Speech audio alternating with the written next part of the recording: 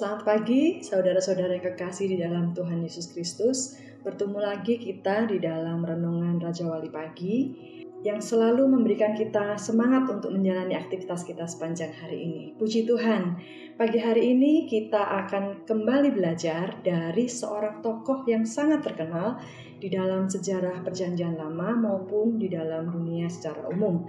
Nah, kita akan belajar melalui Raja Salomo, yang biasa kita kenal juga dengan nama Sulaiman. Ada 3 tulisan Raja Salomo dalam Perjanjian Lama, yaitu Amsal, Kidung Agung, dan Pengkhotbah. Nah, apa yang paling kita ingat ketika kita berbicara tentang Salomo? Dia adalah seorang raja yang besar, dia kaya raya, dia memiliki wilayah kekuasaan yang sangat luas. Dan yang paling kita ingat dari diri Salomo, dia adalah seorang yang sangat berhikmat. Saudara bisa membaca sendiri tentang riwayat kebesaran Raja Salomo ini dalam 1 Raja-Raja pasal yang ke-4, pasal yang ke-10, dan 2 Tawarik pasal yang ke-9. Dari beberapa sumber, maka definisi orang yang berhikmat adalah yang pertama, orang yang berpengetahuan, orang pandai atau terpelajar. Bukan hanya pandai dalam ilmu yang umum kita ketahui seperti matematika, IPA, kedokteran, ekonomi, hukum, atau ilmu-ilmu semacam demikian, tetapi orang yang pandai maksudnya adalah orang yang berpikir, bukan orang yang asal-asalan. Nah, definisi yang kedua, orang yang berhikmat adalah orang yang memiliki kecakapan untuk mentransfer atau mengaplikasikan ilmu yang dimilikinya. Memang ada orang yang sangat pandai secara kognitif atau intelektualnya tinggi, tetapi dia tidak memiliki cukup kecakapan untuk bisa meneruskan atau menerapkan kepandaiannya tersebut pada orang lain atau terhadap suatu keadaan tertentu. Nah, yang ketiga, orang yang berhikmat adalah orang yang mampu mengambil keputusan sehingga dapat menuntaskan tanggung jawabnya dengan baik. Orang yang rajin adalah contoh orang yang berhikmat. Dia pasti tidak mau menunda sesuatu karena dia tahu bahwa waktu tidak akan pernah bisa kembali lagi. Dia bisa memutuskan apa yang prioritas di dalam hidupnya. Definisi yang terakhir tentang orang yang berhikmat adalah orang yang nasihatnya berdampak hasil. Banyak orang yang pandai berkata-kata, tetapi tidak semua orang dapat memproduksi kata-kata yang bermanfaat. Nah, Salomo adalah orang yang memiliki keempat definisi yang baru saya sampaikan tadi. Dicatat di dalam Alkitab, Salomo adalah satu-satunya orang yang diberi hikmat secara langsung oleh Allah sendiri karena Salomo memintanya. Dan dengan hikmat yang berasal dari Allah ini, Salomo memberikan kunci untuk kita bisa memperoleh hikmat yang sama dengan yang dimilikinya. Kunci memperoleh hikmat yaitu takut akan Tuhan. Kita bisa membaca itu di dalam Amsal 1 ayat yang ke-7.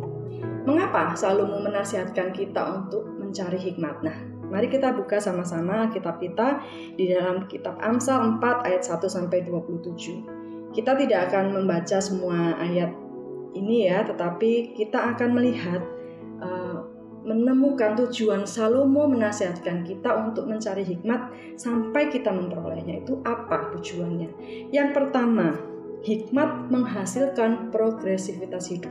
Mari kita baca di dalam ayat 4. Aku diajari ayahku, katanya kepadaku, biarlah hatimu memegang perkataanku, berpeganglah pada petunjuk-petunjukku, maka engkau akan hidup.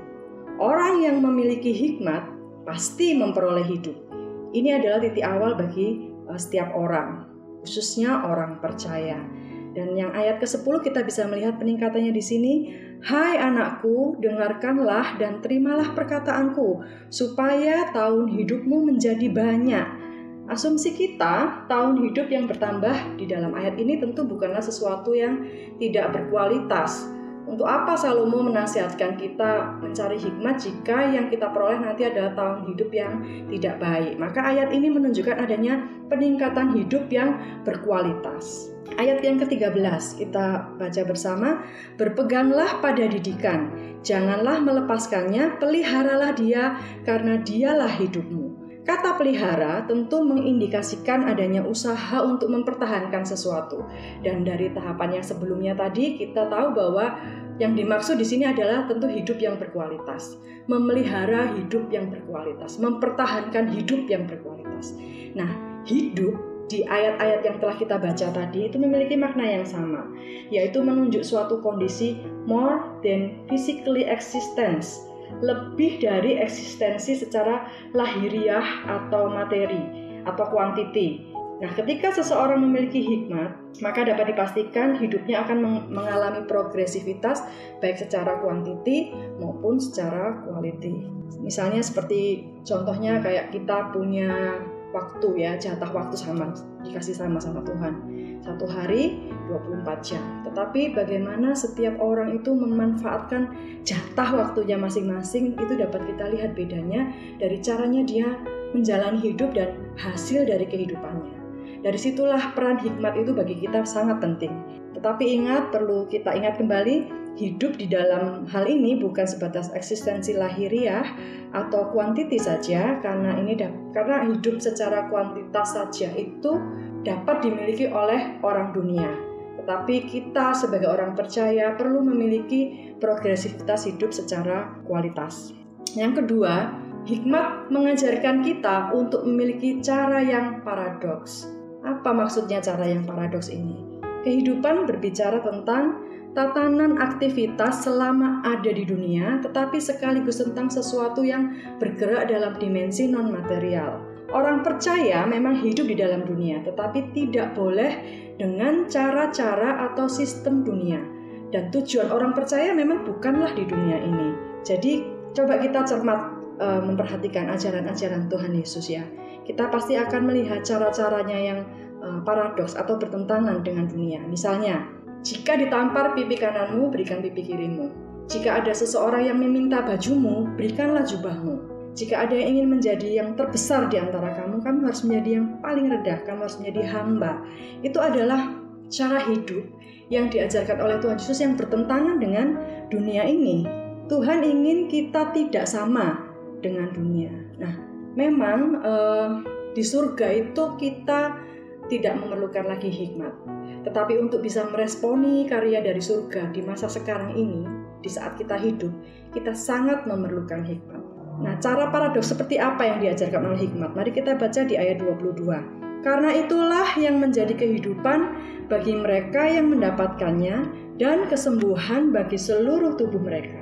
Dampak kehidupan yang berhikmat yang dapat dirasakan dan nampak secara kasat mata seperti misalnya kelimpahan, kesembuhan, atau harumnya nama kita, kehidupan kita. Nah, itu semuanya sebenarnya adalah karya dari surga. Tapi mari kita lihat di ayat yang ke-23. Jagalah hatimu dengan segala kewaspadaan, karena dari situlah terpancar kehidupan. Kunci untuk memancarkan kehidupan yang kita peroleh adalah menjaga hati. Ternyata untuk dapat menerima sesuatu yang terpancar keluar, seperti kelimpahan, kesembuhan, nama baik, itu kita diajar untuk memperhatikan dan menjaga yang tidak nampak. Menjaga hati memiliki makna teologis tindakan memenjarakan manusia batiniah, pikiran dan kehendak kita di dalam Yesus Kristus. Ini bisa kita baca di dalam 1 Petrus 3 ayat 4, walau dalam konteks peristiwa yang berbeda, tapi hal ini selaras dan konsisten ya. Tetapi perhiasanmu ialah manusia batiniah, yang tersembunyi dengan perhiasan yang tidak binasa, yang berasal dari roh yang lemah lembut dan tentram, yang sangat berharga di mata Allah. Kita tahu sekarang bahwa hikmat membawa kita pada progresivitas hidup yang berkualitas. Itulah tujuan kita memperoleh hikmat. Tetapi untuk mendapatkan progresivitas ini, hikmat mengajarkan kita menggunakan cara yang berlawanan dengan dunia, yaitu menundukkan manusia batiniah kita kepada Allah. Karena itu, saudara-saudaraku, marilah kita bersama-sama terus melatih manusia batiniah kita. Kita hidupkan manusia batiniah kita diawali dengan rasa takut akan Tuhan, mengkonsumsi firman Tuhan setiap hari, dan meletakkan kehendak kita di dalam kendali dan pimpinan Roh Kudus. Mari kita berdoa. Tuhan Yesus, terima kasih Tuhan karena tinggal bersama dengan Tuhan, mengenal Tuhan membawa kami memperoleh hikmat. Takut akan Engkau memberi kehidupan kami penuh dengan hikmat Tuhan. sehingga dalam setiap tindakan kami, perilaku kami, perkataan kami, pikiran-pikiran kami semuanya ditundukkan kepada Tuhan. Ajarilah kami Tuhan dengan hikmat yang dari Engkau, agar kami tidak sama dengan dunia ini. Banyak sekali pengajaran-pengajaran di dunia ini yang membawa kami semakin menjauh kepada Tuhan walaupun nampak dalam kehidupan yang baik, tetapi kami tidak mau melakukan itu semua dengan cara-cara dunia.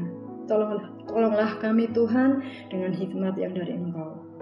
Terima kasih Tuhan Yesus, hikmat-Mu atas kehidupan kami sepanjang hari ini menjalani hari-hari kami, dan bersama dengan Tuhan kami akan melakukan perkara-perkara yang besar dan ajaib. Dalam nama Tuhan Yesus kami berdoa mengucap syukur. Haleluya. Amin. Puji Tuhan. Selamat beraktivitas Bapak Ibu Saudara sekalian. Diberkati Tuhan hari ini, dan jangan lupa mengkonsumsi firman Tuhan satu hari, satu pasal. Puji Tuhan. Haleluya.